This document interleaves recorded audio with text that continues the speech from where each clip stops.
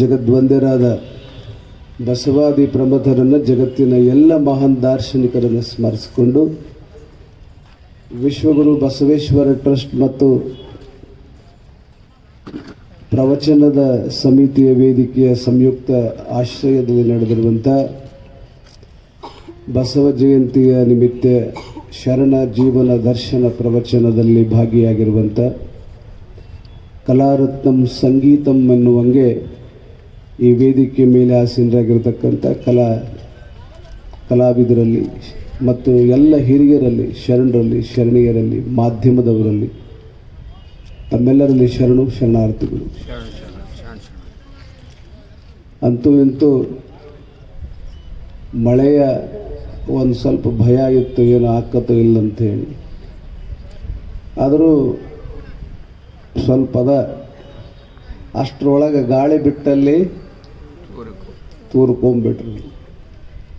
ಹೆಂಗೆ ಗಾಳಿ ಬಿಟ್ಟಾಗ ತೂರ್ಕೊಂಡು ಕಡೆಗೆ ಆಗಿಬಿಡೋದು. ಮಳೆ ಅಂತೂ ತಡೆಯೋಕೆ ನಮ್ಮ ಕೈಲಾಗೋದಿಲ್ಲ. ಆಕತ್ ದೊಡ್ಡವರು, ಶಿವಯೋಗಿಗಳಂಥವ್ರು, ಮಹಾತ್ಮರಂಥವ್ರು ಮಳೆಯನ್ನು ತಡೀತಾರೆ. ಒಬ್ಬರು ಸ್ವಾಮೀಜಿಗಳು ಭಾಳ ತೆಳಗಿದ್ರು, ಅವ್ರ ಹೆಸರು ಹೇಳಂಗಿಲ್ಲ, ಭಾಳ ತೆಳಗಿದ್ರು. ಅವರು ಭಾಳ ಅಂದ್ರೆ ಒಂದು 40 kg ಇರಬೇಕು. ಅವರು ಭಾಳ ತೆಳಗಿದ್ದರು. ಅವರು ನಮ್ಮ ಆಶ್ರಮದ ವೇದಿಕೆಯಲ್ಲಿ ಒಂದು ಕಾರ್ಯಕ್ರಮದಲ್ಲಿ ಹೇಳ್ತಿದ್ರು, ಗಾಳಿ ಬಿಟ್ಟಲ್ಲಿ ತೂರಿಕೊಳ್ಳಿರ ಅಂತಲೇ ಚಾಲೂ ಮಾಡ್ತಿದ್ರು. ಅವರು ಕೆಳಗೆ ಕುಂತ ಒಬ್ಬರು ನಮ್ಮ ಊರು ಹೆಣ್ಮಗಳ, ಏನ್ರಿ ಅಪ್ಪಗಳ ಗಾಳಿ ಬಿಟ್ಟರೆ ಇವರೇ ತೂರ್ಕೊಂಡು ಹೋಗೋಂಗೆ ಅದಾರ, ಮತ್ತು ನಮಗೇನು ಪ್ರವಚನ ಮಾಡ್ತಾರ ಅಂತಂದ್ರು ಅವರು. ಹಿಂಗೆ ನಾವು ವಚನಗಳು ಅನಿವಾರ್ಯವಾಗಿ ನಾವು ಹೆಂಗಿದ್ದು ಹಂಗೆ ಅವು ನಮಗೆ ಅರ್ಥ ಮಾಡ್ತಾವೆ. ಹೀಗಾಗಿ ಸಂದರ್ಭ, ಸಮಯ, ಎಮರ್ಜೆನ್ಸಿ, ಇಮಿಡಿಯೇಟ್ ಅಂತಾರಲ್ರಿ, ಹಂಗೆ ಆ ಸಮಯೋಚಿತವಾಗಿರುವಂಥದ್ದಕ್ಕೆ ನಾವು ನಿಸರ್ಗಕ್ಕೆ, ಪ್ರಕೃತಿಗೆ ಕೂಡ ಹೊಂದಾಣಿಕೆ ಮಾಡ್ಕೋಬೇಕು. ಹುಷಾರಿ ಅಂದರೆ ಇದೇ ಇರ್ತದೆ. ಚಂದಯ್ಯನವರು ಮತ್ತು ಮಾಚಯ್ಯನವರ ಒಂದು ಮಧುರ, ಅತ್ಯಂತ ಪ್ರೇಮದ ಸಂಭಾಷಣೆಯನ್ನು ನಾವು ನಿನ್ನೆ ನೋಡ್ತಾ ಇದ್ದೀವಿ.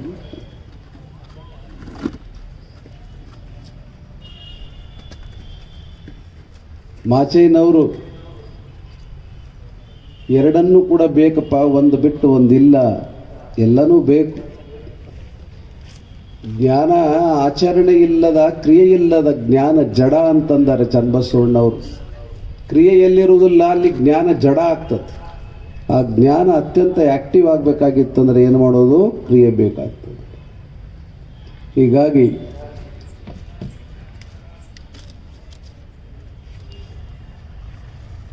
ಅದಕ್ಕೆ ಒಪ್ಕೋತಾರ ಅವರು.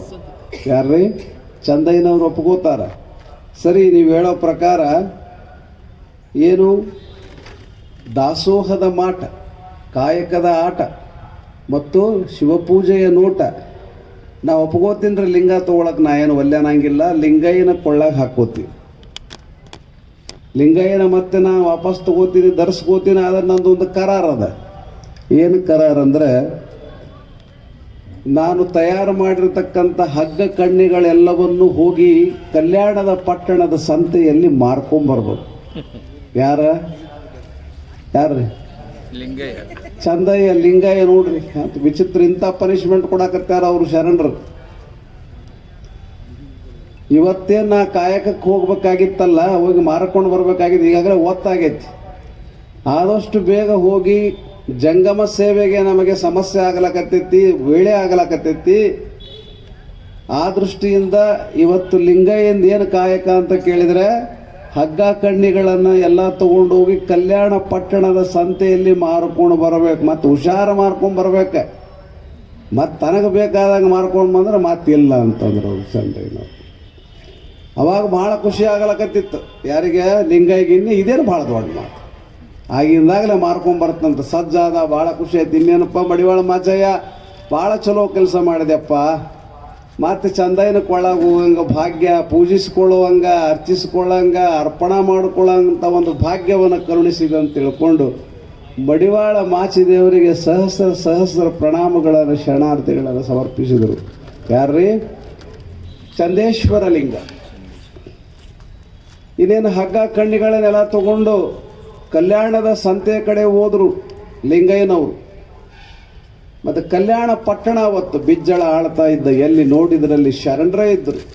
ಎತ್ತೆತ್ತ ನೋಡಿದಡತ್ತತ್ತ ಬಸವನೆಂಬ ಬೈಲು, ಎತ್ತಿ ನೋಡಿದಡೆ ಲಿಂಗವೆಂಬ ಗೊಂಚಲು, ಹೊತ್ತಿ ಹಿಂಡಿದಡೆ ಭಕ್ತಿ ಎಂಬ ರಸವೈಲ.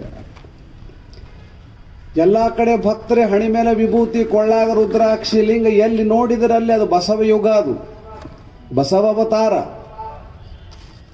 ಬಸವಣ್ಣ ನೋಡೋದಕ್ಕಾಗಿನೇ ಎಲ್ಲೆಲ್ಲಿ ದೂರ ಇದ್ದವರೆಲ್ಲ ಬಂದರು, ಓಡೋಡಿ ಬಂದರು. ಬಸವಣ್ಣ ಹೋಗಿದ್ದಿಲ್ಲ, ಆದರೆ ಬಸವಣ್ಣ ಇದ್ದಲ್ಲಿ ಎಲ್ಲರಿಗೂ ಬಂದರು. ಸಮುದ್ರ ಇದ್ದಲ್ಲೇ ನದಿ ಬರ್ಬೇಕಾಕ್ಕವ, ಹೌದಿಲ್ಲ? ಹುಡುಕಿಕೊಂಡು ಬಂದ್ರೆ, ಯಾಕಂದ್ರೆ ಬಸವೇಶ್ವರರು ಸಾಮಾನ್ಯ ಸಾಧಕರಾಗಿ ಸಿದ್ಧರಾಗಿ ಪ್ರಸಿದ್ಧರಾಗಿ ಹುಟ್ಟಿ ಬಂದವರಲ್ಲ, ಕರ್ಮದಿಂದ ಬಂದವರಲ್ಲ. ಅವರು ಎದಕ್ಕೆ ಬಂದಾರಂದ್ರೆ ಮತ್ತೆ ಕಾರಣದಿಂದನೂ ಬಂದವರಲ್ಲ, ಮಹಾಕಾರಣಿಕ ಪುರುಷ ಅಂತ ಬರೆದಾರ. ಮಹಾಕಾರಣಿಕ ಪುರುಷ ಬಸವಣ್ಣ. ಏನೋ ಒಂದು ಉದ್ದೇಶ, ಶಿವನ ಉದ್ದೇಶವನ್ನು ಪೂರೈಸೋದಕ್ಕಾಗಿ ಬಂದಿದ್ದರು ಕಲ್ಯಾಣಕ್ಕೆ. ಕಲ್ಯಾಣವನ್ನು ಶಿವಪುರವನ್ನಾಗಿ ಮಾಡಿದ ಶ್ರೇಯಸ್ಸು ಬಸವೇಶ್ವರರು. ಹೀಗಾಗಿ ಆ ಸಂತೆಯಲ್ಲಿ ಸಮೇತವಾಗಿ ಅಲ್ಲಿ ನೋಡಿದ್ರಲ್ಲಿ ಭಕ್ತರೇ ಇದ್ದರು, ಶರಣರೇ ಇದ್ದರು, ಓಡಾಡ್ತಿದ್ರು. ಏನು ಯಾವ ಮೂಲಿಗೆ ಹೋದರೂ ಕೂಡ ಬರೀ ವಿಭೂತಿ ಕಾಣುತ್ತಿತ್ತು ಹಣಿ ಮೇಲೆ, ಅಷ್ಟು ಚಂದ ಆ ವಾತಾವರಣ. ಇವತ್ತು ನಮಗೆ ಕಾಣೋದಿಲ್ಲ. ಹುಡುಕ್ಯಾಡಿ ತಮ್ಮ ಬಾರೋ ವಿಭೂತಿ ಹಚ್ಕೊಳ್ಬಾರ್ದು ಅನ್ಬೇಕಾಗೈತೆ ನಮ್ಮ ಜನ್ಮ. ಮತ್ತು ಆ ಯುಗ ಈಗ ಆ ಶತಮಾನ ಈ ಶತಮಾನವನ್ನು ಕೂಡಿಸಬಾರ್ದು ನಾವು. ಅವಾಗ ಹಂಗ ಇತ್ತು, ಇವಾಗ ಹಿಂಗ ಅದ. ಈಗ ಎಷ್ಟು ಸಾಧ್ಯ ಐತೆ ಅಷ್ಟು ನಾವು ಇಂಪ್ರೂವ್ಮೆಂಟ್ ಮಾಡೋಕ್ಕೆ, ಅಥವಾ ನಮಗೆ ನಾವು ತಿದ್ದುಕೊಳ್ಳೋಕೆ, ನಮಗೆ ನಾವು ಅನುಕೂಲ ಮಾಡ್ಕೊಂಡು ಬೆಳೆಯೋದಕ್ಕೆ ಯೋಚನೆ ಮಾಡಬೇಕು. ಇವತ್ತಿನ ಪರಿಸ್ಥಿತಿಯನ್ನು ಅರ್ಥ ಮಾಡ್ಕೊಂಡು ಇನ್ನೇನು ಕಲ್ಯಾಣ ಪಟ್ಟಣದಲ್ಲಿ ಇನ್ನು ಮಾರಬೇಕನ್ನೋದಕ್ಕೆ ಲಿಂಗಯ್ಯನ ಒಂದು ಚಿತ್ತ ಹಿಂಗಿರೋದಲ್ಲ. ಬಸವಣ್ಣ ಇಷ್ಟು ಅಟ್ರಾಕ್ಷನ್ ಇದ್ದಂತಂದರೆ ಬಂದವ್ರನ್ನೆಲ್ಲ ಅಟ್ರಾಕ್ಷನ್ ಮಾಡ್ತಿದ್ದ. ಸಂತೆಯಲ್ಲಿ ಅಡ್ಡಾಡ್ತಾ ಹೋದಂಗಲ್ಲ ಯಾಕೋ ಏನೋ ಲಿಂಗಯ್ಯನ ಚಿತ್ತ ಬಸವಣ್ಣನ ಮನೆ ಕಡೆ ಹರಿದು ಬಿಡುತ್ತೆ ನೋಡ್ರಿ, ಮಹಾಮನೆ ಕಡೆ ಹೋಗ್ಬಿಡುತ್ತೆ. ಹಗ್ಗ ಕಣ್ಣಿ ಅಂತ ಹಿಂಗೆ ಸಂತ್ಯಾಗ ಇದು ಕರೀತಾರೆ ನೋಡ್ರಿ, ಒದರ್ತಾರ.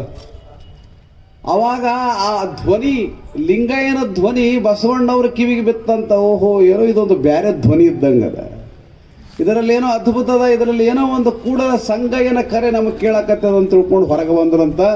ಹೊರಗೆ ಬಂದು ಬರ್ರಿ ಶರಣರೇ ಬರ್ರಿ, ನಾವು ತಗೋತೀವಿ ಅಂತೇಳಿ ಬಸವಣ್ಣವ್ರು ಕರೆದಾಗ ಲಿಂಗಯ್ಯನವ್ರು ಹೋದ್ರು.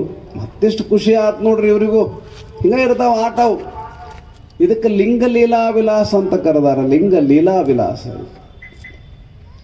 1,000 ಹೊನ್ನನ್ನು ಕೊಟ್ರಂತ ಬಸವಣ್ಣವ್ರು. ಎಷ್ಟ್ರಿ? 1,000 ಹೊನ್ನನ್ನು ಕೊಟ್ಟ, ಅವು ಸ್ವಲ್ಪ ಇದ್ವಂತ ಹಗ್ಗ ಕಣ್ಣಿ, ಅಷ್ಟು ತೊಗೊಂಡ್ಬಿಟ್ರು ನೋಡ್ರಿ. ಕೆಲವರು ದೊಡ್ಡ ಮಹಾತ್ಮನ ಅಥವಾ ಯಾರಾದರೂ ಬಡಬಗ್ರಿದ್ದವರು, ಒಬ್ಬ ದೊಡ್ಡ ಮಹಾನ್ ಶ್ರೀಮಂತ ಅನ್ನೋದಕ್ಕಿಂತಲೂ ಒಬ್ಬ ದೊಡ್ಡ ದಾನಿಯ ಮನೆಗೆ ಹೋದಂತ ತಿಳ್ಕೊಡ್ರಿ. ಯಾವುದನ್ನ ಪದಾರ್ಥ ತೊಗೊಂಡು, ಒಂದು ಬುಟ್ಟಿ ಮಾವಿನ ಹಣ್ಣು ತೊಗೊಂಡು ಹೋದ್ರಂದ್ರೆ ಏನು ಮಾಡ್ತಾರೆ ದೊಡ್ಡ ಶ್ರೀಮಂತರು, ಅದು 100 ರೂಪಾಯಿ ಬೆಲೆ ಇರ್ತದ. ಆಕಿ ಪಾಪ ಬಡವೆದಾಳಪ್ಪ ಅಂತ ತಿಳ್ಕೊಂಡು ಕನಿಕರದಿಂದ 500 ರೂಪಾಯಿ ಕೊಟ್ಟು ಒಂದು ಬುಟ್ಟಿ ಹಣ್ಣು ತಗೋತಾರೆ. ಹಿಂಗೆ ಬಸವಣ್ಣವ್ರು ಏನು ಮಾಡಿದ್ರಂದ್ರೆ 1,000 ಹೊನ್ನನ್ನು ಕೊಟ್ಟ ಎಲ್ಲ ಹಗ್ಗ ಕಣ್ಣಿ ತೊಗೊಂಡು ಬಿಟ್ರು ಅಂತ. ಇನ್ನೇನು ಭಾಳ ಖುಷಿ ಆಗಿಬಿಡ್ತು. ಕುಣಿದಾಡಕತ್ತಿದ್ ಲಿಂಗಯ್ಯ. ಹಾಡಿರೋ ಅಂತ ಇದಾವಲ್ಲ ವಚನ, ಯಾವ ಮನ ಬಂದ ಪರಿಯಲ್ಲಿ ಹಾಡಿರೋ ಅಂತ.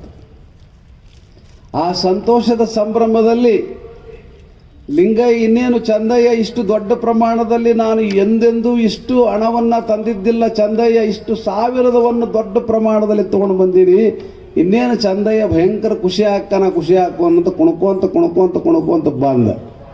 ಎಲ್ಲಿಗೆ ಬಂದ? ಚಂದಯ್ಯನ ಮನೆಗೆ ಬಂದ. ಚಂದಯ್ಯ ನೋಡ್ದ, ಇಷ್ಟು 1,000 ಹೊನ್ನು, ಇಷ್ಟು ದೊಡ್ಡ ಪ್ರಮಾಣದಲ್ಲಿ ದ್ರವ್ಯ ಸಂಪತ್ತು ತೊಗೊಂಡು ಬಂದಿದ್ದು ನೋಡಿ ಕೆಂಡಮಂಡಲ ಆಗಿ ಹುಟ್ಟ. ಯಾರ್ರೀ? ಚಂದಯ್ಯನ ಶರಣರು ಏನಂದ್ರು, ಯಪ್ಪ ಶಿವ ನಾ ಅನ್ಕೊಂಡಿದ್ನಿ ಮಡಿವಾಳ ಮಾಚಿದೇವರು ಮಾತು ಕೇಳಿ ಕಳಿಸೀನಿ, ಮತ್ತು ಈ ಪರಿ ಮಾಡ್ಕೊಂಡು ಬಂದ ನಂದು ಬಳಿಕ ಇನ್ನು ನಾ ಕೇಳೋದಿಲ್ಲ ಅಂದ, ಇನ್ನು ಮುಗೀತಂತಂದ.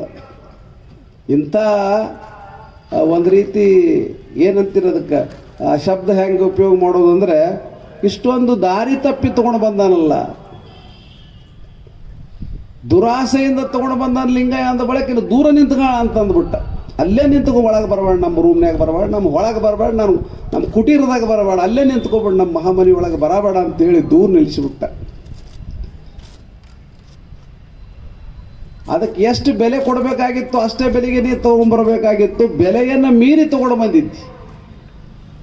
ನೋಡ್ರಿ, ಇಲ್ಲಿ ಒಳಗೆ ಬಸವಣ್ಣ ಅಲ್ಲ ಆಟ ಹೂಡಿದ, ಲಿಂಗಯ್ಯ ಬಸವಣ್ಣ ಹಿಂಗೆ ಲೀಲಾ ಅಂತಾರೆ. ಅದಕ್ಕೆ ಶರಣರು ಯಾವತ್ತಿಗೂ ತಮ್ಮ ಮೇಲೆ ಹಾಕ್ಕೊಳ್ಳೋದಿಲ್ಲ. ಇದು ಲಿಂಗದಿಚ್ಛೆಯಿಂದ ಬಂದ ನಡೆಗಳು, ಲಿಂಗದಿಚ್ಛೆಯಿಂದ ಬಂದ ನುಡಿಗಳು. ನಮ್ಮ ಜೀವನ ಎಲ್ಲನೂ ಲಿಂಗಮಯ ಅದ. ನಮ್ಮ ಮನಸ್ಸಿನಾಗ ಇಚ್ಛೆ ಬಂತಂದ್ರೆ ಅದು ಲಿಂಗದ ಇಚ್ಛೆ. ನಾವು ಕೊಡಬೇಕಾಗಿತ್ತಂದ್ರೆ ಅದು ಲಿಂಗ ಕೊಡಿಸ್ಯಾನಂತ ನಾವು ಕೊಡ್ತೀವಿ, ತೊಗೊಂಡ್ರೆ ಲಿಂಗ ಕೊಟ್ಟಾನಂತ ತೊಗೋತೀವಿ. ಹಿಂಗೆ ಲಿಂಗದ ಮೇಲೆ ಹಾಕ್ತಿದ್ರು ಎಲ್ಲರೂ ಶರಣರು. ನಾವು ಹಂಗಲ್ಲ, ನಮ್ಮ ಮೇಲೆ ಹಾಕೋತೀವಿ. ಹಿಂಗಾಗಿ ನಮ್ಗೆ ವಜನ ಭಾಳ ಆಕತಿ. ಹೌದಿಲ್ರಿ? ಎನ್ನ ವಾಮಕ್ಷೇಮ ಅಂದಾರಲ್ಲ, ಎಲ್ಲ ಅವ್ರ ಮೇಲೆ ಹಾಕಿಬಿಟ್ರೆ ಚಿಂತಿರೋದಿಲ್ರಿ. ಎಲ್ಲ ನಮ್ಮ ಮೇಲೆ ಹಾಕ್ಕೊಂಡ್ರೆ ಮನ್ಯಾಗ ಒಬ್ಬ ಯಜಮಾನ ಅದಾರಂತ ತಿಳ್ಕೊಂಡ್ರಿ. ಯಜಮಾನ ಮೇಲೆ ಹಾಕಿದ್ರಂದ್ರೆ ಅತ್ತಿ ಮೇಲೆ ಮಾವನ ಮೇಲೆ ಹಾಕ್ಕೊಂಡ್ರಿ ಅಂತಂದ್ರೆ ಸೊಸೆಗಳು ಮಕ್ಕಳೆಲ್ಲ ಆರಾಮಿರ್ತಾರೆ. ಎಲ್ಲ ತಮ್ಮ ಮೇಲೆ ಹಾಕ್ಕೊಳಕ್ಕೆ ಶುರು ಮಾಡಿದ್ರಂದ್ರೆ ಅವರು ವಿಚಾರ ಮಾಡಿದ್ರ, ಈ ಸಣ್ಣ ವಯಸ್ಸಿನಾಗ ಯಾಕೋ ಅವರು ಏನೋ ಒಂದಿಷ್ಟು ಹಿಂಗೆ ಮಾಡ್ಬೇಕಂತ ಮಾಡ್ಯಾರ, ಹಂಗೆ ಮಾಡ್ಬೇಕಂತ ಮಾಡ್ಯಾರ, ಹೊರಲಿ ಸ್ವಲ್ಪ ಹೊತ್ತು ತಲೆ ಮೇಲೆ ಹಾಕ್ತಾರೆ. ಆವಾಗ ಒದ್ದಾಡಕ್ಕೆ ಶುರು ಆದಾಗ್ತದೆ. ಯಾಕಂದರೆ ಅನುಭವ ಇರೋದಿಲ್ಲ, ಸಾಮರ್ಥ್ಯ ಇರೋದಿಲ್ಲ, ಜ್ಞಾನ ಇರೋದಿಲ್ಲ. ಹೀಗಾಗಿ ಅವ್ರು ಫೇಲ್ ಆಗ್ತಾರೆ ವ್ಯವಹಾರದೊಳಗೆ. ಇಲ್ಲಿ ಚಂದಯ್ಯ ಸಮೇತವಾಗಿ ಏನು ಮಾಡಿದ ಅಂತಂದ್ರೆ ಇನ್ನೂ ತೀರ ವಿಕೋಪಕ್ಕೆ ಒಳಗಾದ. ಶರಣರು ಯಾವಾಗಲೂ ಸತ್ಯ ಶುದ್ಧದಿಂದ ಬಂದದ್ದನ್ನು ಸ್ವೀಕಾರ ಮಾಡ್ತಿದ್ರು. ಅವರೇನು ಸಣ್ಣವರಿದ್ದರೆ ದೊಡ್ಡ ದೊಡ್ಡ ರಾಜರವರು.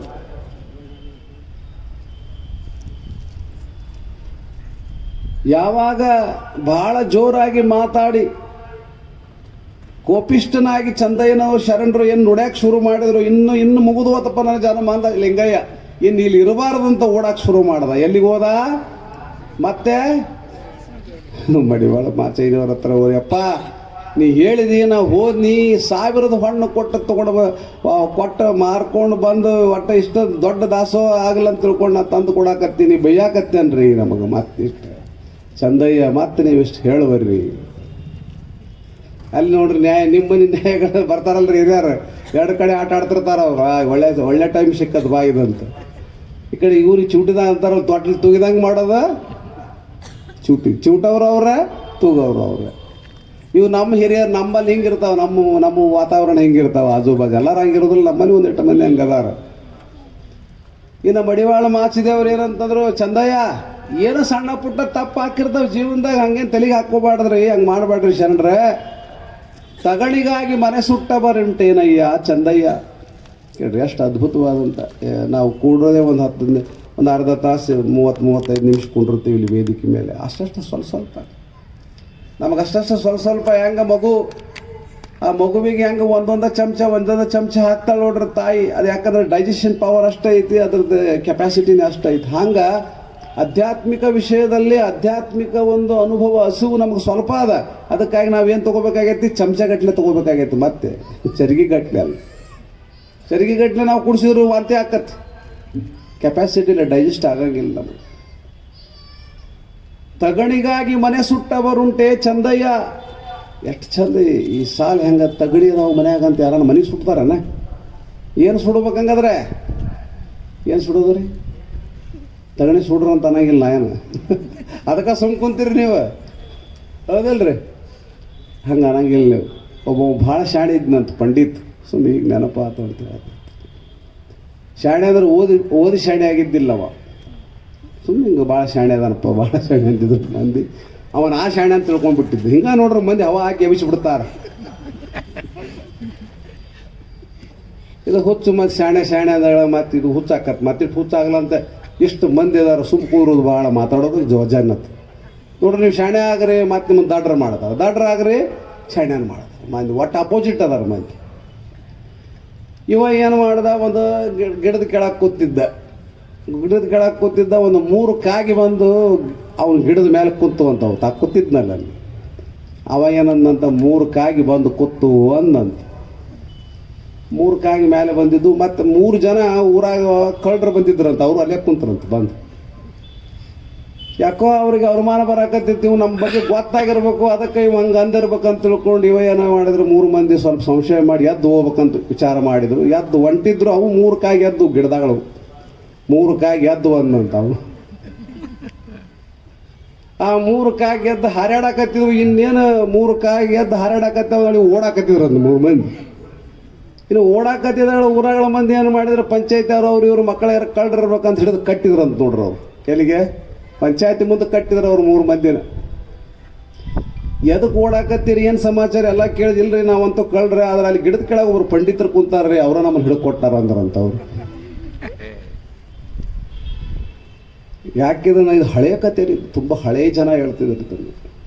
ನಾವು ಅನ್ನೋದು ಒಂದಕ್ಕೆ ಅಂದಿರ್ತೀವಿ, ಅದು ಆಗೋದು ಇನ್ನೊಂದಕ್ಕೆ ಆಗಿಬಿಟ್ಟಿರ್ತೈತಿ ನೋಡ್ರಿ. ಯಾರ ಏನೇನೋ ಅಂತಿರ್ತೀವಿ, ಇನ್ನೊಬ್ರು ನಮಗ ಅಂತಾರ ಅಂತ ತಿಳ್ಕೊತಾರೆ. ಇದು ಒಂಥರ ಸೈಕಿಕ್, ಇದು ಮೋಸ್ಟ್ ಡೇಂಜರಸ್ ಸೈಕಿಕ್ ಇದು. ಅದಕ್ಕಾಗಿ ಅವ್ರು ನಮಗ ಅನ್ನವಲ್ರಿ, ಯಾಕಂದ್ರೆ ನಮಗೆ ಅಂದಿಲ್ಲ ಅಂದ್ಬಿಟ್ರೆ ಆರಾಮಿರ್ತೀವಿ. ಸುಳಿ ಇರೋದು, ಸುಳಿಯಾಗಿ ಬಿದ್ದರೆ ಹೆಂಗೆ ಒಳಗೆ ತಳಕ್ಕೆ ಹೋಯ್ತೈತಿ, ಮತ್ತೆ ಮ್ಯಾಲೆ ತರತೈತಿ, ಮತ್ತೆ ತಳಕ್ಕೆ ಹೋಯ್ತೈತಿ.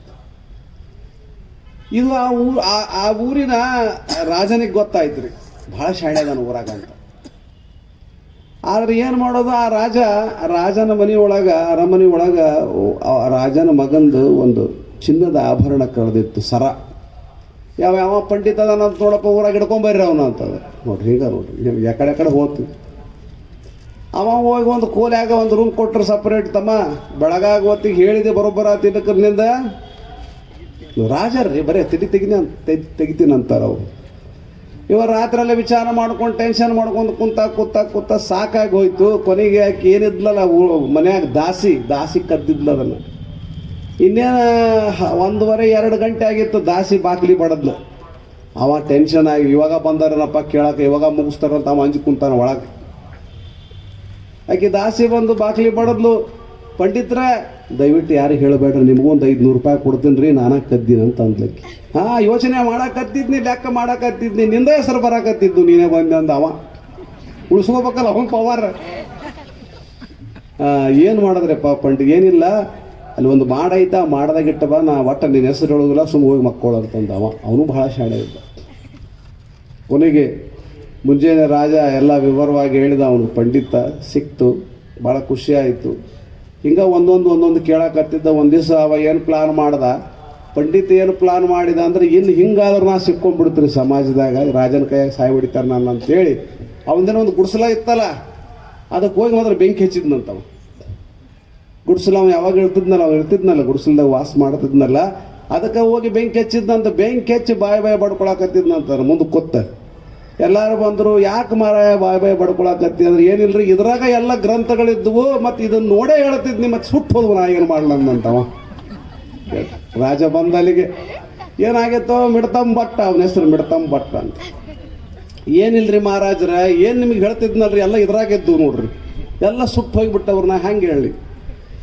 ಚಿಂತೆ ಮಾಡ್ಬಿಟ್ಟು ತಗೋ, ಮತ್ತೆ ಮುಂದೆ ಏನಾರು ಮಾಡಕ್ಕೆ ಬರ್ತೈತಿ, ನೀನು ಒಂದು 10 ಎಕರೆ ಜಮೀನು ಕೊಡ್ತೀನಿ, ಆರಾಮಿದ್ದು ಬಿಡೋದಂತ ಅವ ರಾಜ.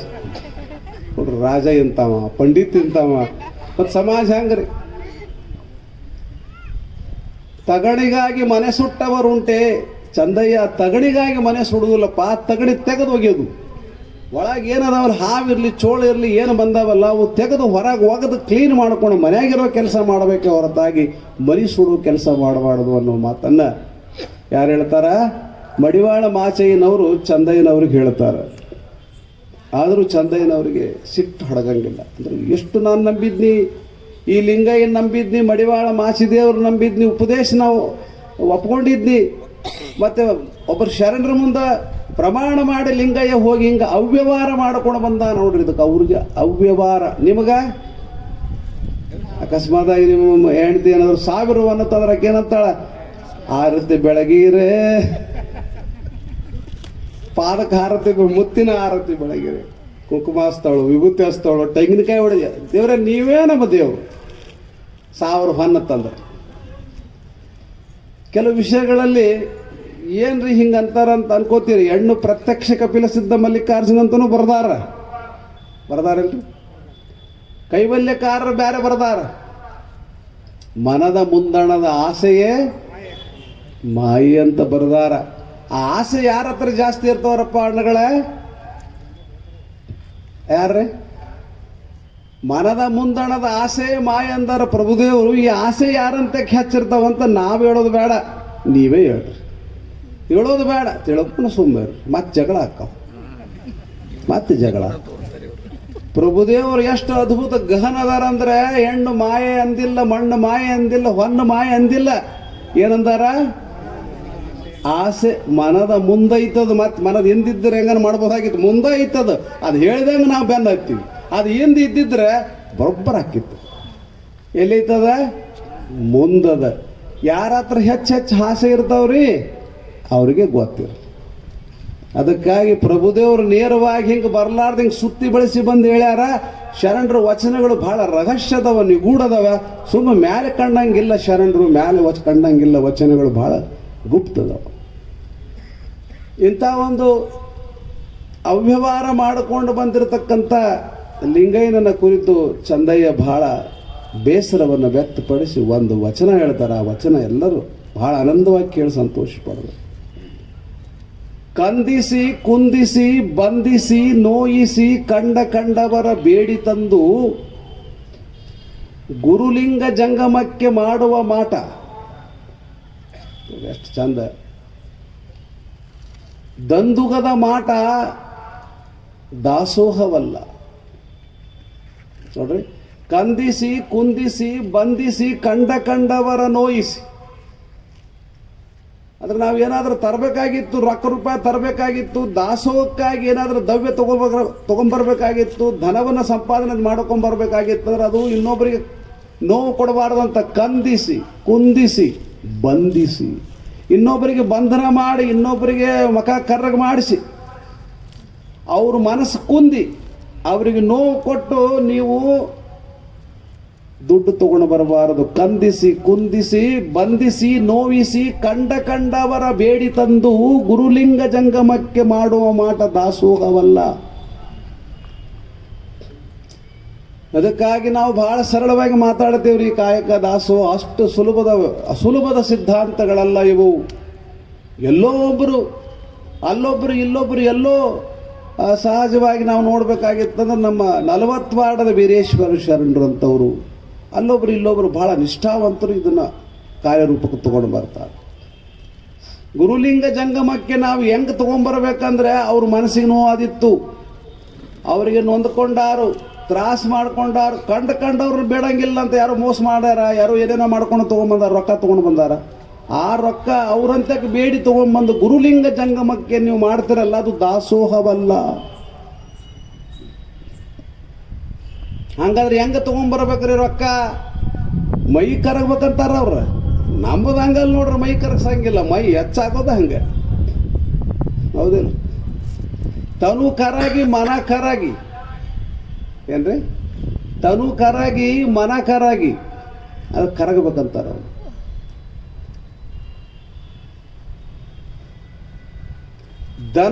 ಬಂದ ದನದ ಅನುವನರಿದು, ತನು ಕರಗಿ ಮನ ಕರಗಿ ಬಂದ ದನದ ಅನುವನರಿದು ಸಂದು ಸಂಶಯವನಳಿದು ಗುರುಲಿಂಗ ಜಂಗಮಕ್ಕೆ ಮಾಡಬಲ್ಲರೆ ದಾಸೋಹ. ನೋಡ್ರಿ ಎಷ್ಟು ಚಂದ ಬರದಾರ. ಅಂದ್ರೆ ನಿಮ್ಮ ಶರೀರ ಕರಗಬೇಕು, ಮನಸ್ಸು ಕರಗಬೇಕು, ಬೆವರು ಸುರಿಬೇಕು. ನಾವು ಯಾವಾಗ ಬೆವರು ಸುರಿಸ್ತಾರೆ? ಈಗ ನೋಡ್ರಿ ಬೇಸಿಗೆಯಾಗ ಉಣಾಕಲ್ಕ ಬೆವರು ಸುರಿತೈತಿ.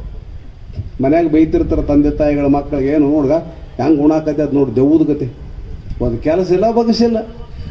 ಹೌದಲ್ರಿ? ಬೈತಾರ ನಮಗೆ ತಂದೆ ತಾಯಿಗಳು ಬೈತಾರ, ಕದ್ದು ಮುಚ್ಚಿ ಒಳಗೆ ಬಂದು ಊಟ ಮಾಡಿ ಒಳಗೆ ಬಿಡ್ತೀವಿ ಈ ಕಡೆ ಬಾಗಿಲಿಂದ.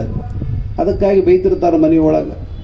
ಅದಕ್ಕಾಗಿ ಶರಣರಂತಾರ, ನಿಮ್ಮ ದುಡ್ಡು ಹೆಂಗೆ ಬರಬೇಕು, ನಿಮ್ಮ ದಾಸೋಹಕ್ಕೆ ದುಡ್ಡು ಹೆಂಗೆ ಬರಬೇಕು, ದವಸ ಧಾನ್ಯಗಳು ಹೆಂಗೆ ಬರಬೇಕು, ಹಣ್ಣು ಹಂಪಲು ಇರ್ಬೋದು, ಯಾವುದೇ ಇರ್ಬೋದು, ಗುರುವಿಗೆ ಕೊಡುವಂಥ, ಲಿಂಗಕ್ಕೆ ಕೊಡುವಂಥ, ಜಂಗಮಕ್ಕೆ ಕೊಡುವಂಥ ಪದಾರ್ಥ ಹೆಂಗೆ ಬರಬೇಕಂದ್ರೆ ನಿಮ್ಮ ತನು ಕರಗಬೇಕು ಅಂತಾರೆ. ನೋಡ್ರಿ, ಏನ್ರಿ ಮೊದಲು ಚಲೋ ಇದ್ದಲ್ವ, ಬಂದಾಗ ಯಾಕವ ಈಗ ಒಂದಿಟ್ಟ ಸ್ವರ್ಗದಂಗೆ ಆಗಿದ್ದಲ್ವ, ಬಡಕಲಾಗಿದ್ದಲ್ವ?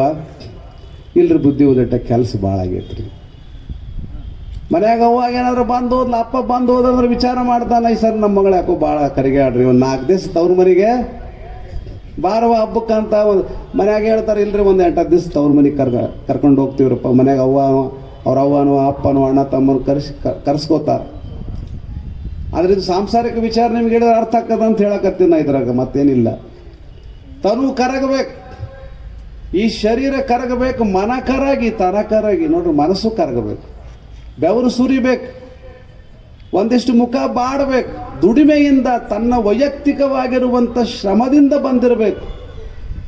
ಬಂದ ದನದ ಅನುವನರಿದು ಕೇಳ್ರಿ, ಭಾಳ ಸುಂದರವಾದ. ಏನು ದುಡ್ಡು ಬರಾಕತ್ತಿತ್ತಲ್ಲ, ಅದು ಹೆಂಗೆ ಬಂದದ, ಯಾವ ಮುಖದಿಂದ ಬಂದದ, ಏನು ಕಣ್ಣೀರು ಹಾಕಿಸಿ ತೊಗೊಂಡ್ಬಂದಿಯೋ, ಮೋಸ ಮಾಡಿ ತೊಗೊಂಡು ಬಂದಿಯೋ, ವಂಚನೆ ಮಾಡಿ ತೊಗೊಂಡು ಬಂದಿಯೋ, ಢಕಾಯಿತನಾಗಿ ಬಂದಿಯೋ, ಕಿಚ್ಚೆ ಕತ್ತರಿಸ್ಕೊಂಡು ಬಂದಿಯೋ, 420 ಮಾಡಿಯೋ, ಇಂಥ ದುಡ್ಡಲ್ಲ, ಬಂದ ದನದ ಅನುವನರಿದು ಯಾವರು ಅದ ನೋಡ್ರಿ ಅಂತಿರ್ತಾರೆ ಕೆಲವರು. ನನಗೆ ಒಬ್ಬರ ಮನೆಗೆ ಇವತ್ತು ಕಾಣಿಕೆ ಕೇಳಕ್ಕೆ ಹೋಗಿದ್ದೀವಿ ನಾವು. ಒಬ್ಬರ ಮನೆಗೆ ಸುಮ್ಮ ಅವರು ಶ್ರೀಮಂತರು ಅನ್ನೋದು ಬೇಡ, ರಾಜಕಾರಣಿಗಳು ಅನ್ನೋದು ಬೇಡ. ಅವ್ರ ಮನೆಯೊಳಗೆ ಅವ್ರ ಸತಿ ಏನು ಮಾಡಿದ್ರು ಬುದ್ಧಿ, ಇದು ನಮ್ಮ ಗಂಡಂದು ದುಡ್ಡು ಬ್ಯಾಡ್ರಿ ನಿಮ್ಮ ದಾಸೋಹಕ್ಕೆ ಅಂದ್ರೆ ಅವರು ಮಠಕ್ಕೆ ನಾ ಏನು ದಾಸೋಹ ಕೊಡೋದಲ್ರಿ ಬುದ್ಧಿ, ನಮ್ಮ ಗಂಡಂದೇನು ಬ್ಯಾಡ್ರಿ ಬುದ್ಧಿ, ನಮ್ಮದು ಹಾಲಿನ ಡೈರಿ ಐತ್ರಪ್ಪ, ಹಾಲಿನ ಡೈರಿ ಒಳಗೆ ಚಲೋ ದುಡ್ದು ನಾವು ಕಳಿಸೀವಿ, ಆ ದುಡ್ಡು ತೊಗೊಂಡು ಹೋಗ್ರಿ ಬುದ್ಧಿ ಅಂತ 51,000 ರೂಪಾಯಿ ಕೊಟ್ಲ ಅಮ್ಮ. ಎಷ್ಟ್ರಿ? 51,000 ರೂಪಾಯಿ ಕೊಟ್ಟು. ನಮ್ಮ ಮನೆಯವರು ದುಡ್ಡು ತೊಗೊಂಡು ಹೋಗ್ಬೇಡ್ರಿ ಅಂತಂದ್ರು. ಅವ್ರು ರಾಜಕಾರಣಿಗಳಿದ್ರು, ಶ್ರೀಮಂತರಿದ್ರು, ಏನೋ ಇದ್ರು ಅಂತ ತಿಳ್ಕೊಡ್ರಿ, ಮತ್ತೆ ರಾಜಕಾರಣಿಗಳಂದೇಳಿ ಸ್ವಾಮಿಗಳು ಹಿಡ್ರಿ ಅಂತಾರೆ. ಏನು ನಾವೇನು ಒಂದು ಮಾತು ಆಡಂಗಿಲ್ಲ, ಒಂದು ಮಾತು ನುಂಗಂಗಿಲ್ಲ. ಎಷ್ಟು ಕಠಿಣ ಐತೆ ನಾವು ಪ್ರವಚನ ಮಾಡೋರಿಗೆ ಹೇಳ್ರಿ, ವಿಚಾರ ಮಾಡ್ರಿ. ಆ ಹೆಣ್ಮಗಳು ನೋಡ್ರಿ, ಎಷ್ಟು ಭಕ್ತಿವಂತ ಹೆಣ್ಮಗಳು ನೋಡ್ರಿ, ಪಾಪ ಇವತ್ತಿಗೂ ನೆನೆಸ್ಕೋತೀವಿ ನಾವು. ಹುಬ್ಬಳ್ಳಿ ಒಳಗೆ ನಡೆದ ಘಟನೆ ಇದು. ಬುದ್ಧಿ ಅವರು ಇವರು ಮತ್ತು ಆ ಕಡೆ ತಿರುಗಾಡ್ತಿರ್ತಾರೆ, ಮತ್ತು ಹೆಚ್ಚು ಕಡಿಮೆ ಬರೋದು ಅದು ಮಿಕ್ಸ್ ಆಗಿರ್ತದೆ. ನಮ್ಮ ದುಡ್ನ್ಯಾಗ, ನಮ್ಮ ಮನೆಯವ್ರ ದುಡ್ನ್ಯಾಗ ಮಿಕ್ಸ್ ಆಗಿರ್ತದೆ ರೀ. ಇದು ಬ್ಯಾಡ್ರಿ, ಇದು ಪ್ಯೂರ್ ಐತೆ ನೋಡ್ರಿ ಬುದ್ಧಿ. 51,000 ರೂಪಾಯಿ ತೊಗೊಂಡು ಅವ್ರಂತ 2,000 ರೂಪಾಯಿ ಪಾಕೆಟ್ನಾಗ ಇಟ್ಟು ಕೊಟ್ಟು ನಮಸ್ಕಾರ ಮಾಡಿ ಕಳಿಸಿದ್ ನೋಡ್ರಿ. ಇದು ಗುರುಲಿಂಗ ಜಂಗಮರ ದಾಸೋಹ. ಇದು ಹಿಂಗೆ ಬರ್ಬೇಕತ್ತ. ಅದು 10 ರೂಪಾಯಿ ಇರಲಿ, ಎಷ್ಟು ಆನಂದ ಇರ್ತದೆ ನೋಡಿ. ದುಡಿದು ಮಾಡಿರ್ತಕ್ಕಂಥ ದುಡ್ಡಿರ್ಬೋದು, ದವಸ ಧಾನ್ಯಗಳಿರ್ಬೋದು, ಕೊಟ್ಟಿರುವ ಒಂದು ರೊಟ್ಟಿ ಇರ್ಬೋದು, ಅಮೃತ ಆಗಿಬಿಡ್ತದೆ ಅದು. 2 ರೊಟ್ಟಿ ತಿನ್ರಿ, ದುಡಿದು ಬಂದು ನೋಡ್ರಿ ಎಷ್ಟು ಸಮಯ ಆಕತಿ. ದುಡಿಲಾರ್ದ ಉಣ್ರಿ, ಅದ್ರ ಸವಿನೇ ಹತ್ತದಿಲ್ಲ, ಅದು ರುಚಿನೇ ಹತ್ತದು. ಅದಕ್ಕೆ ಇಲ್ಲಿ ಶರಣರು ಏನಂತಾರಂದ್ರೆ, ತನು ಕಾರಾಗಿ ಮನಕಾರಾಗಿ ಬಂದ ದನದ ಅನುವನ ಅರಿದು ಸಂದು ಸಂಶಯ ಒಳಿದು ಗುರುಲಿಂಗ ಜಂಗಮಕ್ಕೆ ಮಾಡಬಲ್ಲರೆ ದಾಸೋಹ. ಇದು ದಾಸೋಹ ತಮ್ಮಗಳೇ. ಏನು ಲಿಂಗಾಯತ್ ತೊಗೊಂಡು ಬಂದಾನಲ್ಲ, 1000 ಹೊನ್ನು ತೊಗೊಂಡು ಬಂದಾನಲ್ಲ, ಕಣ್ಣಿ ಹಗ್ಗ ಕಡಿಮೆ ರೇಟ್ನಾಗ ಅದಾವ, ದೊಡ್ಡ ರೇಟ್ ತೊಗೊಂಡು ಬಂದಾನಂದ ಬಳಿಕ ಇದು ದಾಸೋಹ ಅಲ್ಲ, ದ್ರೋಹ ಅಂದ. ದಾಸೋಹಕ್ಕೆ ಮಾಡುವ ದ್ರೋಹ, ಲಿಂಗಯ್ಯ ದ್ರೋಹ ಮಾಡ್ಯಾನ. ದುರಾಸೆಯಿಂದ ಬಂದಿದ್ದು ಅನರ್ಪಿತ ನೋಡ್ರಿ. ಯಾವುದು ಅನರ್ಪಿತ? ದುರಾಸೆಯಿಂದ ಬಂದಿದ್ದು ಅನರ್ಪಿತ. ಅದು ಅರ್ಪಿತ ಆಗಂಗಿಲ್ಲ. ಇದು ನಮ್ಮ ಚಂದೇಶ್ವರ ಲಿಂಗದ ಸತ್ಯಶುದ್ಧ ಕಾಯಕದ ನಿತ್ಯ ದ್ರವ್ಯವಾದಡೆ ನಮ್ಮ ಚಂದೇಶ್ವರ ಲಿಂಗಕ್ಕೆ ಅರ್ಪಿತವಾಯಿತು ಕಾಣಯ್ಯ ಮಡಿವಾಳಯ್ಯ. ಎಷ್ಟು ಚಂದ ಬರದಾರ ಈ ವಚನಗಳು, ಎಷ್ಟು ಚಂದ ಅದಾವಲ್ರಿ. ಈಗ ನೀವು ಹೆಂಗೆ ಹಣ್ಣಿನ ಅಂಗಡಿಗೆ ಹೋದ್ರೆ, ಹೂವಿನ ಅಂಗಡಿಗೆ ಹೋದ್ರೆ ಹೆಂಗೆ ಚಂದ ಹೂಗಳದಾವ, ಚಂದ ಹಣ್ಣುಗಳದಾವ. ಬಟ್ಟೆ ಅಂಗಡಿಗೆ ಹೋಲಿಸೋದು ಬೇಡ. ಹಂಗಾಗಿ ಹೆಂಗೆ ಬೇಕು ಎಷ್ಟೆಷ್ಟು ಅದ್ಭುತವಾದ ರಸ ಇರುವಂಥ ಹಣ್ಣಿನಂಗದಾವ, ಸುವಾಸನೆ ಭರಿತ ಹೂವಿನಂಗದಾವ. ಅಷ್ಟು ಸುಂದರವಾದ ವಚನಗಳದಾವ. ದುರಾಸೆಯಿಂದ ಬಂದದ್ದು ಅನರ್ಪಿತ, ಸತ್ಯಶುದ್ಧ ಕಾಯಕದಿಂದ ಬಂದದ್ದು ನಿತ್ಯ ದ್ರವ್ಯ. ಅದು ಮಾತ್ರ ಲಿಂಗೈಗೆ ನೈವೇದ್ಯ ಆಗ್ತದೆ ಹೊರತಾಗಿ ಅದು ನೈವೇದ್ಯ ಆಗಂಗಿಲ್ಲ, ಅರ್ಪಿತ ಆಗಂಗಿಲ್ಲ. ಅದಕ್ಕಾಗಿ ಇದು ದಾಸೋಹ ಇವತ್ತು ನಂದು ಕೆಟ್ಟ ಹೋಗಿಬಿಟ್ಟದ, ಜಂಗಮ ದಾಸೋಹ ನಿಂತು ಹೋಗಿಬಿಟ್ಟದ. ಇದು ಸಮರ್ಪಣೆ ಆಗಂಗಿಲ್ಲ ಮಡಿವಾಳ ಮಾಚಯ್ಯ, ನಾ ವಾಲ್ಯ ಅಂದ. ಲಿಂಗಯ್ಯನು ವಾಲ್ಯ, ಅವತ್ತಂದು ರೊಕ್ಕನೂ ವಾಲ್ಯನ. ನೀವು ಹಂಗಂತೀರಿ, ನಾವು ಹಂಗಂತೀರಿ, ನಮ್ದು ಒಟ್ಟು ನೋಡ್ಕೋಬೇಕಲ್ಲ, ಹೌದಿಲ್ಲ? ಶರಣರು ಎಷ್ಟು ನಿಷ್ಠುರವಾಗಿದ್ರು, ಎಷ್ಟು ಕಠೋರವಾಗಿದ್ರು ನೋಡ್ರಿ. ಹಿಂಗಾಗಿನೇ ಸಿದ್ಧಿ ಆಗ್ತದ, ಸಾಧನೆ ಆಗ್ತತಿ. ಹೆಂಗೆ ಬಂದಂಗೆ ಹೊಂದಾಣಿಕೆ ಮಾಡ್ಕೊಂಡು ಹೋದ್ರೆ ಏನೂ ಆಗೋದಿಲ್ರಿ. ಭಾಳ ಮಂದಿ ಅಂತಾರೆ, ಏನ್ರಿ ಅನಿವಾರ್ಯ, ಇವತ್ತು ಜಮಾನ ಹಿಂಗೈತಿ, ಹೊಂದಾಣಿಕೆ ಮಾಡ್ಕೊಂಡು ಹೋಗ್ಬೇಕೆ. ಹೊಂದಾಣಿಕೆ ಅನ್ನೋದೇ ಇಲ್ಲ ಶರಣರಲ್ಲಿ. ಛಲ ಬೇಕು ಶರಣಂಗೆ. ಪರಧನ ಪರಸತಿ ಪರದ್ರವ್ಯ ಪರದೈವವನು ಅಲ್ಲೇನೆಂಬ ಅವ್ರು ಹಂಗಿದ್ರಂತ, ಗಟ್ಟಿದ್ರಂತ, ಬೆಟ್ಟಿ ಆದ್ರಂತ. ದೇವರ ಬಂದು ಬೆಟ್ಟಿ ಆದಂತ ನಾವು ಬೆನ್ನ ಹತ್ತಿರ ಸಿಗಬಲ್ಲ. ದೇವ್ರು ಮೋಸ ಮಾಡಾಕತ್ತೇನೆ, ದೇವ್ರು ನಮಗೆ. ಅವ್ರು ಬೆನ್ನ ಹತ್ಲಾಕತ್ತೇನೆ, ನಮಗೆ ಮೋಸ ಮಾಡ್ಲಾಕತ್ತೇನೆ. ಯಾಕೆ? ಆಸೆ ಇರೋದ್ರಿಂದ ನಾವು ಮೋಸಕ್ಕೊಳಗಾಗಿವೆ. ಅವ್ರ ಆಶಾವಾದಿಗಳಲ್ಲ ಅಂದ ಬಳಿಕ ಇನ್ನು ದೇವರ ಮುಂದಿರ್ತಾನೆ ಹೊರತಾಗ ನಮ್ಗೆ ದೇವ್ರಿಂದಲ್ಲ ಕಾಣವಲ್ಲ. ಯಾಕೆ ಕಾಣಕ್ಕೆ ಹೋಗ್ತಾನ ಹೇಳ್ರಿ? ಮುದ್ದಾಮ ಶರಣರ ಮುಂದೆ ಮತ್ತೊಂದು ಮಗದೊಂದು ಆಸೆ ಹುಡಿಸಿ ಹಂಗೆ ಮಾಡಿ ಹಿಂಗೆ ಮಾಡಿ ಟೆಸ್ಟ್ ಮಾಡಿ ನೋಡ್ತಾನಂತ. ಇನ್ನು ಒಳಗೆ ಏನಾನ ಐತೇನಂತ. ಹೊಸ್ತಿಲೊಳಗೆ ಹುಲ್ಲುಟ್ಟಿ, ಮನೆಯೊಳಗೆ ರಜ ತುಂಬಿ, ಮನೆಯೊಳಗೆ ಮನೆ ಒಡೆಯ ಇಲ್ಲ ಇಲ್ಲ ಇಲ್ಲ. ತನುವಿನೊಳಗೆ ಹುಸಿ ತುಂಬಿ ವಿಷಯ ತುಂಬಿ ಮನದೊಳಗೆ ಮನೆಯೊಡೆಯ ಇಲ್ಲ ಇಲ್ಲ. ನೋಡ್ರಿ, ಇಷ್ಟು ಅದ್ಭುತವಾದಂಥ ಎಕ್ಸಾಂಪಲ್ ಉದಾಹರಣೆ ಕೊಟ್ಟಾರಂದ್ರೆ ನಿಮ್ಮ ಮನೆ ಒಳಗೆ ಯಾರಿಲ್ಲ ಅಂದ್ರೆ ಅರ್ಥ ಏನು? ಅಲ್ಲೇ ಹುಲ್ಲಿರ್ತದ ಮನೆ ಮುಂದೆ. ಹಂಗ ತನುವಿನೊಳಗೆ ಹುಸಿ ಸುಳ್ಳದ, ಮನದೊಳಗೆ ವಿಷಯಗಳದಾವ, ಇಂದ್ರಿಯಗಳ ಸುಖದ ಆಸೆ ಆಮಿಷಗಳದಾವ. ಅಲ್ಲಿಲ್ಲ ಶಿವ. ಭಾಳ ಮಂದಿ ನಾವೇನು ತಿಳ್ಕೊತೀವಿ ಅಂತಂದ್ರೆ ಶಿವರ ಬಗ್ಗೆ ಕಲ್ಪನೆ ನಮ್ಮದು ಬೇರೆ ಬೇರೆ ಅದ, ಶರಣರದ್ದು ಬೇರೆ ಬೇರೆ ಅದ. ಈಗ ಅವನ ಹೊಟ್ಟೆಯಾಗ ಒಂದು ಕೂಸು ಐತಂತ ಇಟ್ಕೊಟ್ರಿ, ಕೂಸು ಅವಾಗದ್ರ ಪರಿಚಯ ಇಲ್ಲ, ಐತಂತೀರೇನ್ರಿ? ಅಥವಾ ಕೂಸಿಗೆ ಅವನ ಪರಿಚಯ ಐತೇನು? ಇಲ್ಲ.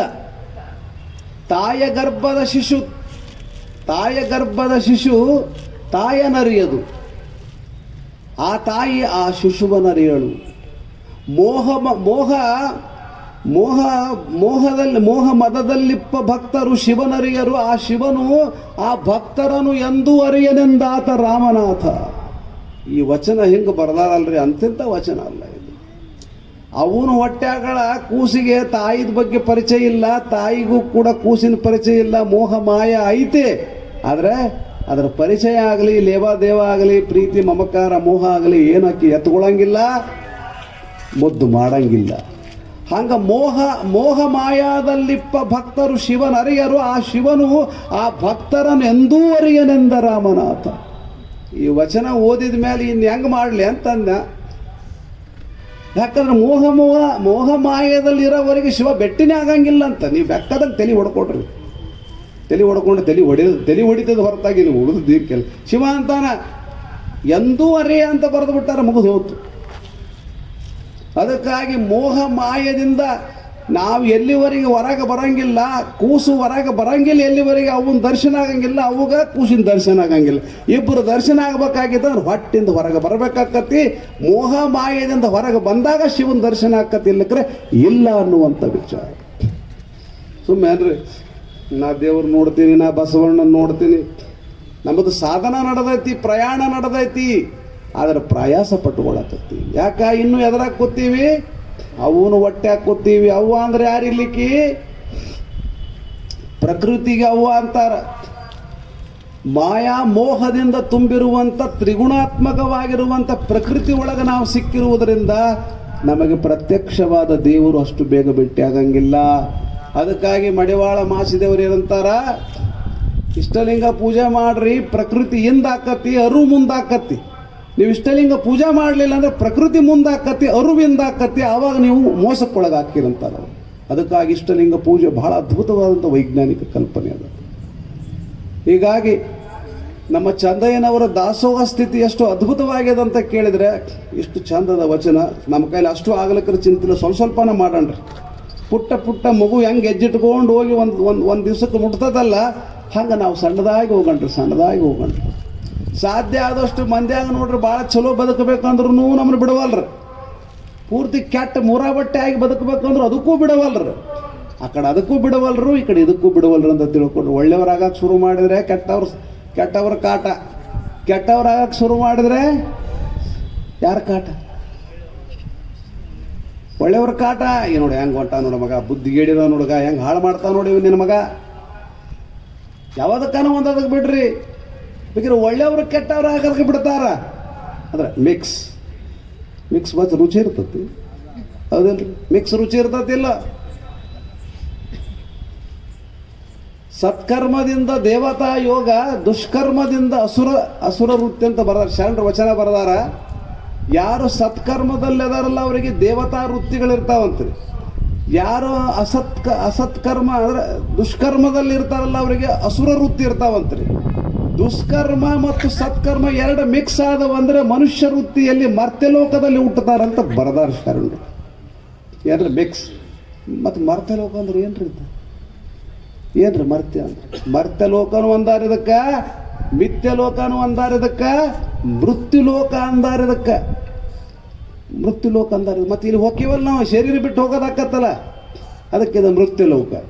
ಮತ್ತು ಇದು ಮಿಥ್ಯಲೋಕ ಅಂತಾರೆ. ನಾವು ಎಷ್ಟು ದಿವಸ ಇರ್ತೀವಿ, ಹೆಂಗಿರ್ತೀವಿ ಅಂತ ಗೊತ್ತಾಗೋದಿಲ್ಲ. ಶಿವ ಅಂತ ಬರೋದು, ಶಿವ ಅಂತ ಇರೋದು, ಶಿವ ಅಂತ ನಡೆಯೋದು. ಅದು ಅದಕ್ಕಾಗಿ ನಾವು ಏನು ಮಾಡಬೇಕಾಗ್ಯದಂದ್ರೆ ಈಗ ಸತ್ಕರ್ಮ ವೃತ್ತಿಗಳಲ್ಲಿ ಸದ್ವೃತ್ತಿಯಲ್ಲಿ ಸತ್ಯಶುದ್ಧ ಕಾಯಕದಲ್ಲಿ ನಾವು ಮಾಡಿದಾಗ ನಮ್ಮ ಜೀವನ ನಿತ್ಯ ಸುಖ ನಿತ್ಯ ಮುಕ್ತರಾಗೋದು. ನೋಡ್ರಿ, ಶರಣರು ಮುಕ್ತಿ ಅಂತ ಹೇಳಿಲ್ರಿ, ಶರಣರೆಲ್ಲರೂ ನಿತ್ಯ ಮುಕ್ತರದಾರ. ನಿತ್ಯ ಮುಕ್ತರದಾರ ಅರ್ಥ ಏನಪ್ಪ ಅಂದ್ರೆ ಮುಕ್ತಿಗಾಗಿ ಪ್ರಯತ್ನ ಮಾಡೋದಲ್ಲ, ಯಾವಾಗಲೂ ಮುಕ್ತರಾಗ ಇರೋದು. ಹೀಗಾಗಿ ನಮ್ಮ ಶರಣರ ಜೀವನದಲ್ಲಿ ಇಂಥ ಅದ್ಭುತವಾಗಿರತಕ್ಕಂಥ ಶರಣರು ಈ ಕಾಯಕ, ಈ ದಾಸೋಹ, ಈ ಶಿವಯೋಗ ಮಾಡುವಂಥ ಒಂದು ಅದ್ಭುತ ಏನಂತೀವಿ ನಾವು, ತಳಿ ಅಂದರೆ ಬಹಳ ಇದಾಗತ್ತೆ. ಇದೊಂದು ಪ್ರತ್ಯೇಕವಾಗಿರ್ತಕ್ಕಂಥ ಸ್ಪೀಸಿ, ಇದೊಂದು ಗ್ರೂಪೇ ಬೇರೆ ಅದ. ಬಸವಾದಿ ಪ್ರಮಥರು ಧರೆಗೆ ಅವತರಿಸಿದರಯ್ಯ ಅಂತ ಸರ್ಪಭೂಷಣ್ ಶಿವಗಳು ಬರೆದಾರ. ಏನ್ರಿ, ಬಸವಾದಿ ಪ್ರಮಥರು ಧರೆಗೆ ಅವತರಿಸಿದರಯ್ಯ ಅಂತ ಅವತಾರ ಮಾಡ್ಯಾರ ಅವರು. ಈಗ ನೀವು ನೋಡ್ತೀರಿ, ಈಗ ಹೊಲದಾಗ ನೀವು ಜೋಳದ ಹೊಲ್ದಾಗ ಹೋಗ್ರಿ, ಹಿಂಗೆ ಗ್ರೂಪ್ ಆಗಿ ಬರ್ತಾವೆ. ಜೋಳದ ಹೊಲ್ದಾಗ ಏನು ಬರ್ತಾವ್ರಿ, ಗುಬ್ಬಿ ಬರ್ತಾವೆ. ಅವು 1, 2, 3, 4 ಬರೋದಿಲ್ಲ. ಅವು ಎಷ್ಟು ಬರ್ತಾವ, ನೂರಾರು ಗುಬ್ಬಿಗಳು ಒಂದು ಗ್ರೂಪ್ ವೈಸ್ ಬರ್ತಾವ, ಕುಂದ್ರತಾವ, ತಿಂತಾವ, ಮತ್ತೆ ಬುರ್ರ ಅಂತ ಹಾರಿ ಹೋಗ್ತಾವ. ಶರಣರು ಹಂಗ ಬಂದ್ರು, ಕುಂತ್ರು, ಉಂಡ್ರು, ಉಣಿಸಿದ್ರು, ಮತ್ತೆ ಬುರ್ರ ಅಂತ ಹೋಗಿಬಿಟ್ರು ಅಂತ. ಎಲ್ಲಿಂದ ಬಂದರು ಅಲ್ಲಿಗೆ ಹೋದ್ರು. ಅವ್ರು ಎದಕ್ಕೆ ಬರಬೇಕಾಗಿತ್ತು, ಬಂದಿದ್ರು. ಅಂತ ಅದ್ಭುತವಾಗಿರುವಂಥ ಒಂದು ಗ್ರೂಪ್ ಏನದಲ್ಲ, ಅದು ನಮ್ಮ ಮಧ್ಯದಲ್ಲಿ ಬಂದು ಹೋಗಿದ್ದು. ಅದು ಕರ್ನಾಟಕದಲ್ಲಿ, ಇಂಡಿಯಾದಲ್ಲಿ ಏನು ಕಲ್ಯಾಣದಲ್ಲಿ ಬಂದು ಹೋಗ್ಯಾರಲ್ಲ, ಅದು ನಮ್ಮ ಭಾಗ್ಯ ಅಂತ ತಿಳ್ಕೊಂಡ್ಬಿಡ್ರಿ. ಇನ್ನೆಲ್ಲಿ ಹುಟ್ಟೋದೇನಾದ್ರೆ ಇಲ್ಲಿ ಹುಟ್ಟಿದ್ರೆ ಸಾಕಲ್ಲ. ಮಣ್ಣಾಗಿ ಮಣ್ಣಿನೊಳಗೊಂದು ಹುಳ ಆಗಿ, ಇಲ್ಲ ಅಂದ್ರೆ ಯಾವುದೋ ಒಂದು ದನನೋ ಕರನೋ ಏನೋ ಒಂದಾಗಿ ಹಕ್ಕಿಯಾಗಿ ಕಲ್ಯಾಣದಲ್ಲಿ ಈ ಕರ್ನಾಟಕದಲ್ಲಿ ಹುಟ್ಟುವುದೇ ಒಂದು ಸೌಭಾಗ್ಯ ಅಂತ ಬರೆದಾರ ಸಿದ್ದಯ್ಯ ಪುರಾಣಿಕರು. ಅಂಥ ಭಾಗ್ಯ ನಮ್ಮದದ. ಈ ವಚನ ಕೇಳೋದು, ವಚನ ಹೇಳೋದು, ಇಂಥ ಸುಖ ಸೌಭಾಗ್ಯ ಇನ್ನೇನದ ಅನ್ನುವಂಥ ಮಾತನ್ನು ಬರೀತಾರೆ ಶರಣರು. ಆ ದೃಷ್ಟಿಯಿಂದ ಚಂದಯ್ಯನವರ ಒಂದು ನಿಷ್ಠುರತೆ ಏನದಲ್ಲ, ಅದು ಬಹಳ ಮೆಚ್ಚಿಕೊಡ್ತಾರೆ ಮಡಿವಾಳ ಮಾಚಯ್ಯನವರು. ಏನೆಲ್ಲ ಉಪದೇಶ ಮಾಡಿದ್ರು ಕೂಡ ಲಿಂಗಯ್ಯ ಅದನ್ನು ಕೆಡ್ಸಾಕತ್ತೇನೆ. ಯಾರು ಕೆಡ್ಸಾಕತ್ಯಾರ, ಲಿಂಗಯ್ಯನ ಕೆಡ್ಸಾಕತ್ಯಾನ. ಹೋಗಿ 1000ವನ್ನು ತಗೊಂಡು ಬಂದ. ಈ ಕಡೆ ಮಡಿವಾಳ ಮಾಚಿದವರಿಗೂ ಬೇಸರ ಮಾಡ್ದ, ಚಂದಯ್ಯಗಂತೂ ಸಿಟ್ಟು ಬರಂಗ ಮಾಡಿಬಿಟ್ಟ. ಹೀಗಾಗಿ ಹಾಗೆ ಘರ್ಷಣೆ, ಚರ್ಚೆ ಅಂದ ಬಳಿಕ ಅದು ಬೆಂಕಿ ಇರೋದೆ. ಘರ್ಷಣೆ ಅಂದ ಬಳಿಕ ನೋಡ್ರಿ, 2 ಸಂಘದಿಂದಲ್ಲದೆ ಅಗ್ನಿ ಹುಟ್ಟದು. ಚರ್ಚೆ ಶುರುವಾಯಿತು, ಮುಕ್ತಾಯ ಆಗಂಗಿಲ್ಲ. ಅದು ಎಲ್ಲಿ ಮುಕ್ತಾಯ ಆಗ್ಬೇಕು ಅಲ್ಲೇ ಮುಕ್ತಾಯ ಆಕತ್ತೆ. ಪ್ರವಚನ ಹೀಗೆ ನಮ್ಮದು ಒಂದು ಪ್ರವಚನದ ಒಂದು ಪರಿನೇ ಬೇರೆ. ಅದರಲ್ಲಿ ಶರಣರ ಶೂನ್ಯ ಸಂಪಾದನೆ ಏನು ಬರ್ತದಲ್ಲ, ಅವರ ಮಧ್ಯದಲ್ಲಿ ಒಂದು ಸಂಭಾಷಣೆ ರೂಪದೊಂದು ಇದದಲ್ಲ, ಅದರ ಸವಿನೇ ಬೇರೆ ಅದ. ಹೀಗಾಗಿ ನಮ್ಮ ಶರಣರು ಅವರು ಮನದೆರೆದು ಮಾತನಾಡಿದರೆ ಲಿಂಗವೇ ಕಾಣಬಹುದು. ಒಂದೊಂದು ವಚನ ನೋಡ್ರಿ, ಎಂತೆಂಥ ವಚನ. ಸುಮ್ಮನೆ ನೀವು ಅದಕ್ಕೆ ಮೆಮೊರೈಸೇಷನ್ ಅಂತಾರೆ, ಮನನ ಮಾಡೋದು ಅಂತಾರೆ.